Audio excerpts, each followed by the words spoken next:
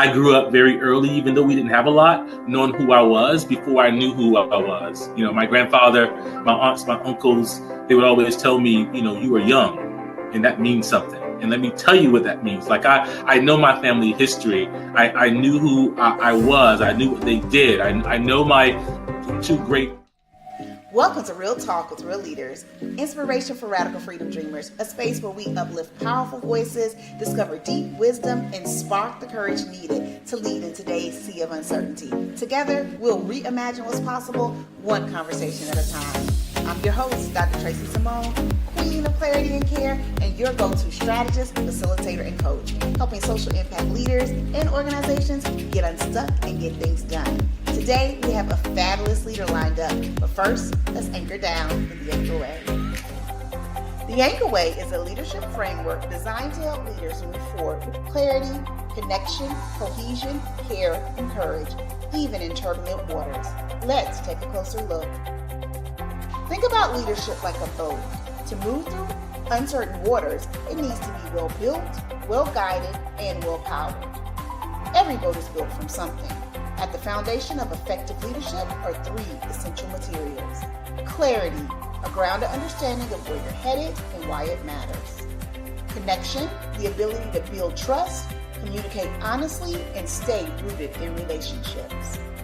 And cohesion, the alignment between your values, your vision, and your daily decisions. This is what effective leadership is built on.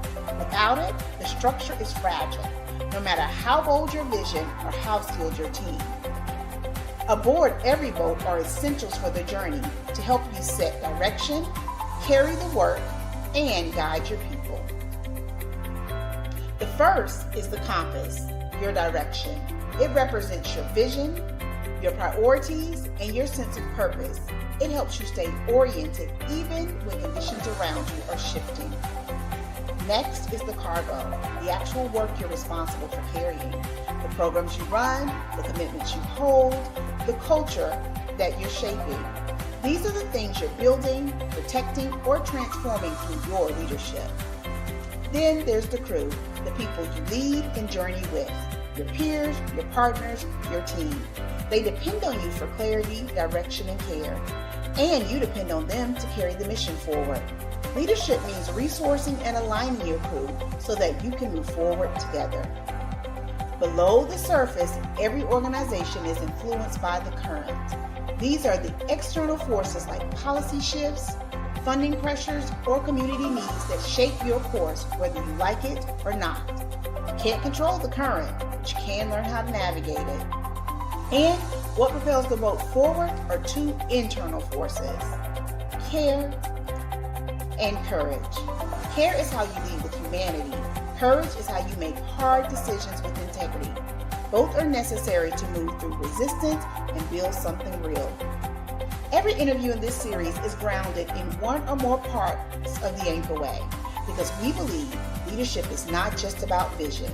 It's about structure, systems, and soul. All right, leaders. Today I have with me Mandrile, and I have known Mandrile for a few decades now because we are both alumni of Winthrop. We're part of the Woo Crew, one of the best universities there is. Absolutely. And even then, Mandrile was leading on campus, and so it only makes sense that in his adulthood, post-college, he is still out here in this world leading. And I know he has a ton of nuggets to share with us today, but before he gets started, I want him to tell you who he is. So I'm going to kick it off to you, Mandrile. Let the people know who you are. Thank you, Tracey. Well, first, thank you for having me. Great to be here with you. Love what you're doing and really love the Anchor Way framework. As Tracey said, everyone, my name is Mandrile Young. I am a husband, a father, a bourbon and whiskey enthusiast, but also a community activist and community activator. I am involved in several boards, co-run a charity funding prostate cancer research, as well as I am also a steward in corporate America. So again, I do lots of different things. I have lots of different hats on at any given time during the day. But thank you for having me. That's a lot of hats, Mandrile, and I'm sure you can name them all. I'm sure that's just the surface of the hats. So, thinking about those hats, today we're going to be talking about compass, which is your inner guide, your values, your priorities, your beliefs. I'm wondering right now in this chapter of leadership, what is actually guiding you? What compass is guiding you? Authenticity. As I have matured professionally, I've gone through so many phases of trying to be a certain way for a certain reason, whether it's trying to get someone to notice me, trying to get a leader in the organization I've been a part of to promote me or get a promotion, a pay raise. I I turned 48 recently, and around 45 or so, I got this authenticity bone that just straightened up in my back. And so everything I do now is authentic. And any opportunity that I have, anything that's in front of me, I lead with, if they want me, they're going to get all of me. And if they don't want me, that's not an opportunity for me. So authenticity really has taken the lead in every aspect of my life and what I do. And how has that impacted you? How has authenticity, how has life been on the other side of the most authentic version of Mandrill? Less stressful. I will Really? tell you that my stress has really just melted off, quite honestly. Not all of it, but a good portion. That portion where, I was anxious because I had to, comport myself a certain way for a certain audience. All that's gone. All right. I'm not now trying to figure out who I am. I know who I am. So that anxiety is gone. I understand how I want to show up. I understand what I want to convey. So that anxiety is gone. So it really is on this side of that. It's refreshing. It's refreshing. I love it. I love it. So, how do you stay true to your compass? How do you stay true when there's so many outside demands, so many requests and requirements of you and expectations? How do you stay true to you? It takes some work. You have to be deliberate about it. But I will say it for me. I'm married. I married my college sweetheart. It's important who you marry, because that person also helps you stay true to yourself. So I'm married to a sister who's shown up a sister, and, and she keeps it 100 every single day. Sometimes that's something that I don't want. Sometimes I just want her to acquiesce, but luckily I've got the right partner, so she keeps me grounded. When I'm off kilter a little bit, she'll say, "Hey, what's going on? You off?" And I'm like, I thought I was hiding that pretty well. Okay, let me go ahead and be my authentic self here. So who you partner with is important because they'll help you keep you grounded. I would also say I have routines in place because again, I'm really deliberate about being authentically me. And so now in this phase of my life, there are certain things that I guard. So in the mornings when I wake up, I don't say a word to anyone. I don't speak to anyone. I go into my quiet place and I stay there for about an hour. And that's all I can give myself during the week when I'm working. On the weekends, however, I wake up at about 6 or 7 and I give myself 3 hours of just silence, thinking, contemplating, and really just listening to the world, the earth, the nature. I'm outside in my backyard. I'm a country boy, low country in South Carolina, and I love being out and just listening and just trying to figure out what it is that God is trying to tell me, and really just trying to stay attuned to that. Yeah, I love that. That resonates with me. My hour of quiet time in the morning is like my anchor as well. And if I don't get it, I'm falling apart throughout the day. Oh yeah, well I'm a madman if I don't get it. Like I crave it. I need it so much. Yeah, it's necessary. The silence in a noisy world is necessary. We have to create it because the world's not Absolutely. going to give it to us. Correct. Again, I'm deliberate about it. I guard it. Even we were a couple months ago. We were out at a conference. I accompanied my wife to a conference, and I'm in Long Beach, and I didn't care. I'm like, I'm leaving. I disappeared for like an hour or two. Got a nice jog in by the bay, and just silence. Just listening to the world around me. It was great. It was great. So, as you have evolved, what are some values for you that have shifted, if any, that have shifted over time or changed for you as you've evolved into the version that you are today, the leader that you are today? I would say nothing has changed, but so let me say this another way. They're all the same, but the priority order is different, Hmm.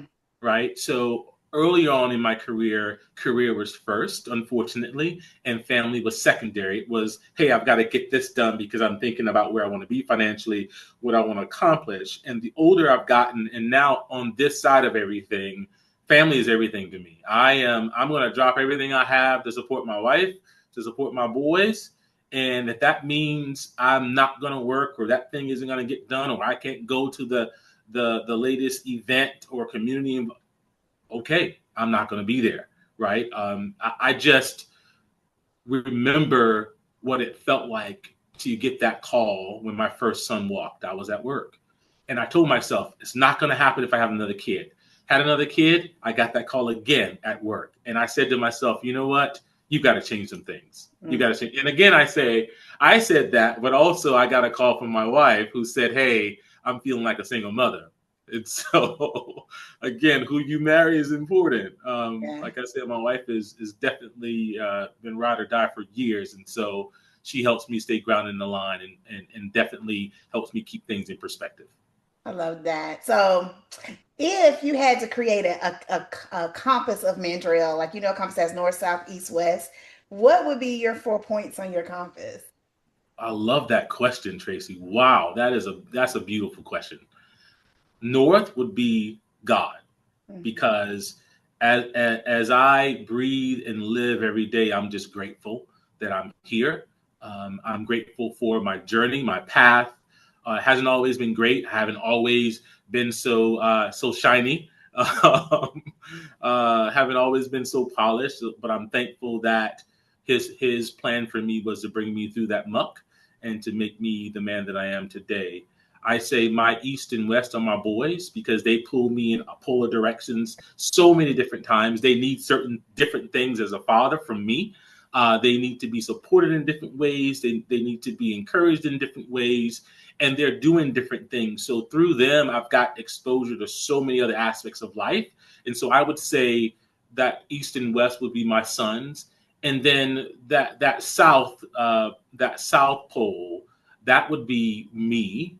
And then I would say, underneath me, that foundational piece in the South would be my family.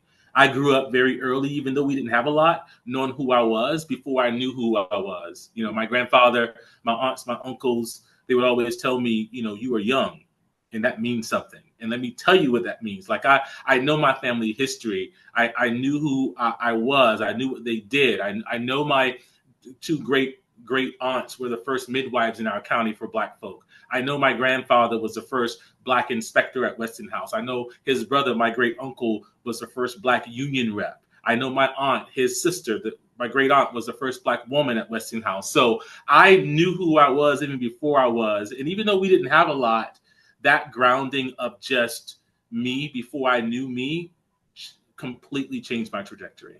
It's amazing. I love that you're talking about like your roots and your legacy, because we're about to turn a corner and talk about your legacy a little bit.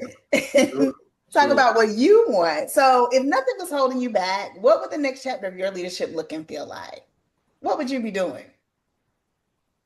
It would feel like freedom, is what it would feel like, and it would definitely be no tethers, right? I would be probably somewhere abroad, building my own foundation, building my own community of support to help people who needed help, whether that was building wells, building schools, setting up work job sites, or setting up IT facilities to help people acquire jobs and learn the internet, learn about AI, learn how that could enhance their life.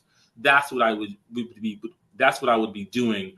As I learn more, as I get more experience in what I do professionally, I crave freedom from it. I know that may be a little weird. That may be a dichotomy of sorts, but the more I learn, the better I get at my role, the more I want freedom from it. Mm-hmm. That makes sense to me. I That makes sense to me. So tell me, what do you want your legacy to be? What do you want? You've talked about your family and what they've left in you. What do you want to leave in your boys? What do you want them to say?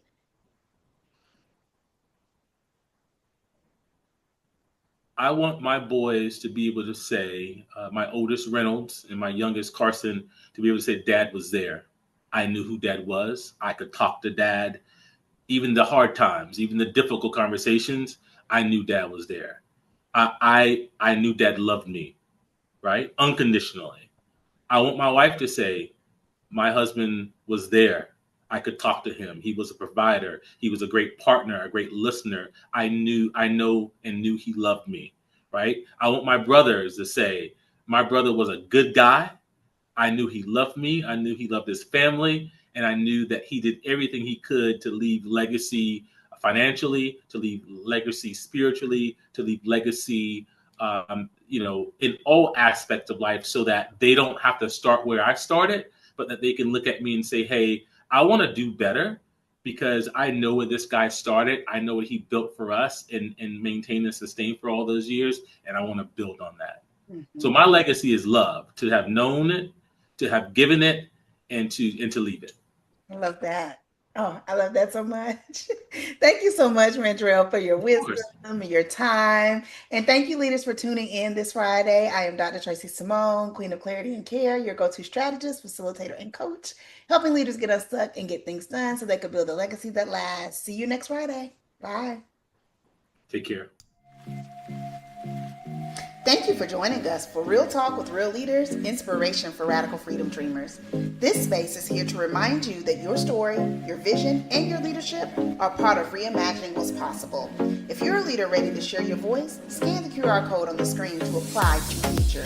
Together, we're fueling radical freedom dreamers, leaders daring to chart new courses for our communities and our world. Until next time, keep anchoring, keep leading, and keep dreaming toward freedom.